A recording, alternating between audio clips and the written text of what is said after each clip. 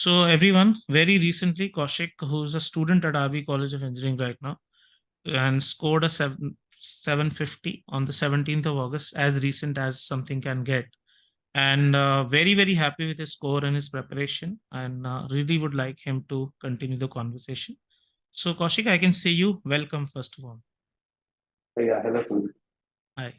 So just tell us about your journey of the preparation and what were you aiming for while in college? Were you looking for deferred MBA or something? Were you looking for something later? And how the journey has been and how each of the sections. I saw the detailed write-up you sent to my colleague. Mhm. So that I've definitely seen, but still I'd like to hear from you how the journey was. Yeah, so initially the plans were to apply for deferred only, and I got to know about the existence of deferred programs pretty late. So it was about, I think, last November. And as soon as I got to know, I actually joined your live course at that time.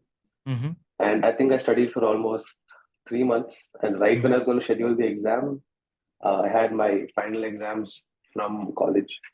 Mm-hmm. So that became like almost a month and 10 days in gap. So I started studying again for the next 2 weeks. I think it is a gap of 16 days, right, between Mm-hmm. two That's right. exams. So I studied again, and it came to a point where I think it was the 21st of April, and I had already missed a lot of the deadlines. So I missed Columbia, I missed Wharton. Mm-hmm. Only Harvard was left for like 25th, Harvard and Kellogg, I think. Mm-hmm. And these were the only things I could target. So I told myself, okay, I'll write an exam today. If I get 760 or 770 on the mock, I will book. Like I think it's 9 o'clock in the night now. And I said, tomorrow at 4:30, there's a slot. Mm-hmm. I will book it and write it tomorrow. And then I got a 740. And I told myself, okay, I think I'm not ready now. Mm-hmm. And I decided not to write the Right. GMAT at that time. So then deferred went by, and I applied for the ISB YLP, and I cleared the first round that time. And then internship started. Internship was going on, and right when I got to know that my company HP is giving me a 3 week vacation between my internship and my full time work, I decided to sign up and study again because this is like probably the best time I'd get like 3 weeks of vacation. Mm-hmm. So I signed up for your intensive batch, but I was again late for that as well. I didn't get a slot in the Mm-hmm. live intensive batch. So then they made me the recorded batch, right? So Right. Right. I was, I think 1 or 2 days in later I'd get the recorded videos. Mm-hmm. So during my internship, I was putting in about 2 to 3 hours a day. Mm-hmm. And then right when the internship got over, I think I decided to like buckle down, and if I remember, it's about 6 to 8 hours every day, just sitting in this place here. Mm-hmm. And yeah, in the end, I booked my exam for the 17th of August. Mm-hmm.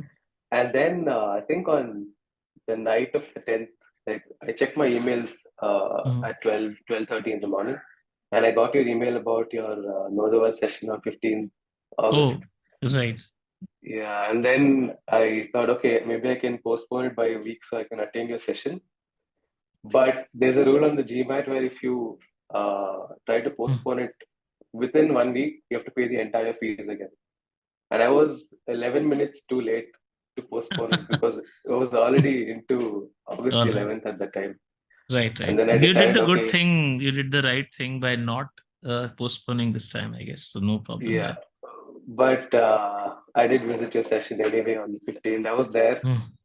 and yeah, it was a really good session. Yeah, and then I came back that day, and I told myself, okay, if I have to attend your session, then I have to come back and study for another 6 hours because I can't waste that day, 2 days before the exam, right? Right, right. So I came back and then I put in some more time. And then, yeah, I mean, I think the last 2 days, so 16th and 17th, I didn't really study a lot. All I right. just went through some SC basics and I took the exam. The exam was pretty good. There was nothing that was very unexpected. So, I mean, any question that came through, I had already attended that kind of format before, so I knew how to approach it. Right, right, right. But I did get a little nervous in the beginning, so I think maybe that's why my quant wasn't the best. Mhm. Q49 was not what I was expecting. I thought a Q50, 51, along with the V42, 44 would be good. Right, right. Verbal turned out to be pretty good. Mhm. Quant, yeah, I'm not very happy, but it is what it is. Right. A couple of things here. You have also mentioned that data sufficiency was a big, big challenge, although math Hmm. was decent for you. And second, Correct. math pacing also was a challenge. So, how did you Correct. counter these two things? Then? Yeah. So, data sufficiency for me, the idea of the concept itself was extremely new to me. So, at least from an engineering background, right, we're always given extra information to try to confuse you into using extra information to maybe get the wrong answer in our exams. But the concept of being given less information and then identifying that you don't have enough was extremely new to me. Mm-hmm. And on top of that, one thing that puzzled me the most was the C option. So if Mm-hmm. we use both options to derive the answer, and then sometimes we get different, let's say, solutions for both, right? I would never know when we should combine the two and then get an answer, or we should combine both and then select what is common between the two answers, and Right, that is right. the right answer. So, C So it trap was took a big me, problem for you, basically. yeah, it was extremely big problem where almost I think when I took my box earlier on, all of my answers that were wrong would probably be C traps or data sufficiency at that point. Right, right. So that was one thing I worked on. So I finished the entire I discussed DS that yesterday with 436. this batch, C trap, quite extensively. So, they will also Okay. relate to it. Yes. Yeah, Also, yeah, yeah, go ahead. yeah, even the DS 436 book, I think that helped a lot. Right, right. And you said that unexpectedly you were expecting only three RCs and they shouldn't be from humanities and US history and culture. But you got four Yeah, RCs, three of which were from feminism and US history and culture and so on. So I yeah. think the awareness videos would have definitely helped you there to calm your nerves in such unusual situations. So what was Correct. that like on the exam? Is the RC part?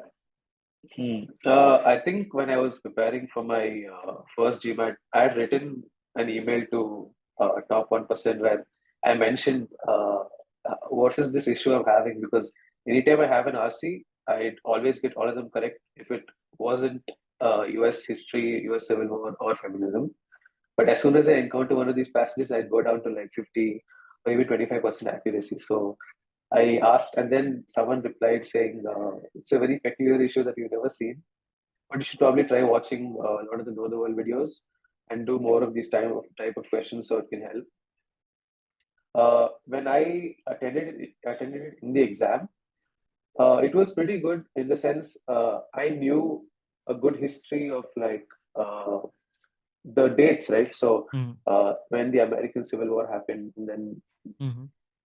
so I was pretty sure about the timeline, at least like a rough idea. So I was able to relate to what was happening throughout the passage, Right. and that gave me like a better understanding when I was marking the options. So that was pretty easy. So everyone just listening in, US history, US Civil War, feminism, all these topics that generally are not in our grip because we do not have that context. Definitely, if you can build that context, because you never know, you can get all four passages from science, you can get three from literature, but this person, I mean, here, so three from American history is really a lot. Normally, it doesn't happen, but okay. But you were able to navigate this time, right? Not a Yeah. problem. Tell me about your preparation for RC and SC. You said RC and SC were also pretty challenging for you. So, what exactly did you do? So for RC, I think when we had the demo session, right, Mm-hmm. we had, I think it was 5 questions, and Mm-hmm. I got all 5 wrong. And that's when you explain how you approach the answers, when I realized it's not really about um, the understanding of the passage, but it's the tricks that you learn, right? Mm-hmm. The octave method is something that I had never heard of before, so that really helped. Plus, for me, I was personally never really into reading books. Mm-hmm. So I've read a few books here and there, but I was never into uh, reading a lot of novels and Mm-hmm. let's say books without pictures, because I usually read only comics. Right, So it right. was pretty tough for me to read these long passages.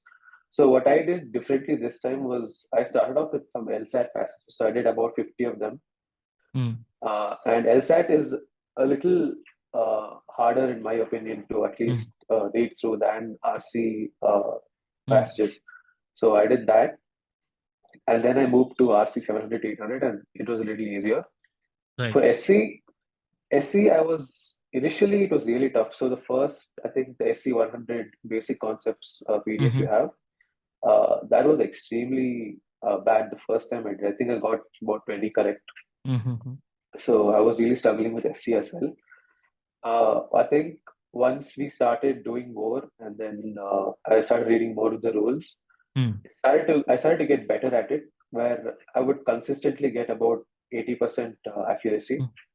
But I think one thing that changed SC for me the most was after watching the the basic math video, right? So Aman sir kept saying, don't remember the concepts, try to remember examples of the concepts so you can bring it back during your exam. So I started trying to remember concepts for SC questions as well, not just quant. Right. So this started to really help me out in places like the idioms and preferences, right?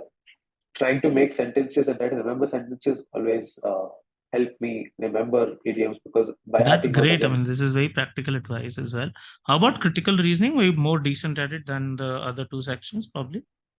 Uh, Critical reasoning, I always thought I was pretty good at it, but after I got my first ESR, I think it was two things, right, in SE. So, sorry, in CR, I got 0% in one and 83% in the other. Yeah. So I sat and spoke to again Aman sir. We had like a one-on-one session on Zoom, and he told me, okay, CR looks like you're weak. And then I went back to some these videos, your videos, and then he told me like SC is like a curve, right? You're initially okay at it, then you go extremely bad, and then you see a sudden jump.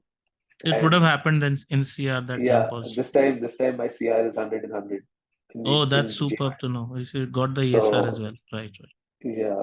Superb. How was the exam experience? Did you see anything unusual? You've already told though in this interview, but still, just wanted to know, like, apart from the anxiety and nerves in the initial quant bit, was there anything unusual according to you, that this is just unexpected or not seen before? No, I mean, apart from those three US history passages, I think nothing was unexpected question wise. Yeah, I think every question that had come, if not exactly the same, I had solved similar concepts of it from the 700 to 800 book. Otherwise, from your live classes or the intensive batch live classes. So Right. nothing was really out of place here. And what was this anxiety thing? What happened exactly this time? So this time I booked the exam pretty early, and absolutely nobody knew about it till after the exam. But yeah, it was again, it was a lot of money for me at least, because I paid out of my pocket. Right? So it was pretty nerve wracking. It was pretty. Plus, I have only 10 days for my ISB admit. So So my I was a question little is, anxious. what was the nerves thing about? Like when the math section it happened, what was it like in this attempt? Uh, I mean, it wasn't about the max session. It was just about the exam itself.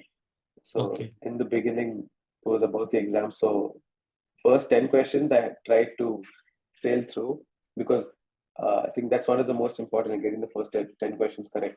Right.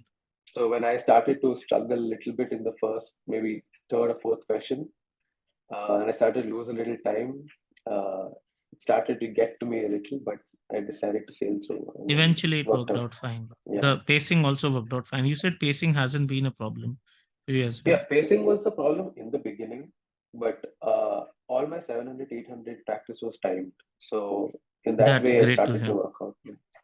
Right, Kaushik. A couple of things that you would say to people they should do and shouldn't do. Just tell if you could really spell those out.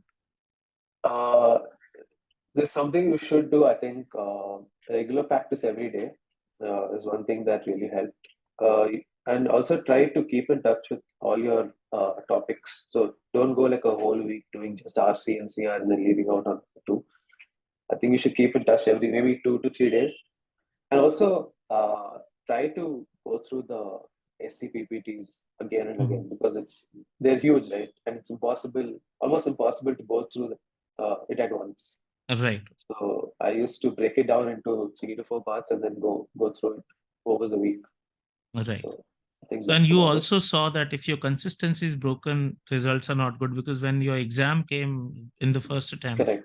just 10 days of preparation didn't do anything right for you. So Correct. Yeah. it shouldn't be broken if possible, right? That's the point you'd probably make. Yeah. Right, Kaushik, thanks very much. Then in that case, really, really good debrief, and we'll press on with the session. All the best for your ISB applications. I Yeah. hope this one turns out really, really nice. Yeah. And do keep in touch. Let me be informed about what we are doing next. Yeah. Sure. Right. Yes. Okay. Right. Bye-bye. Bye. Bye bye. Bye.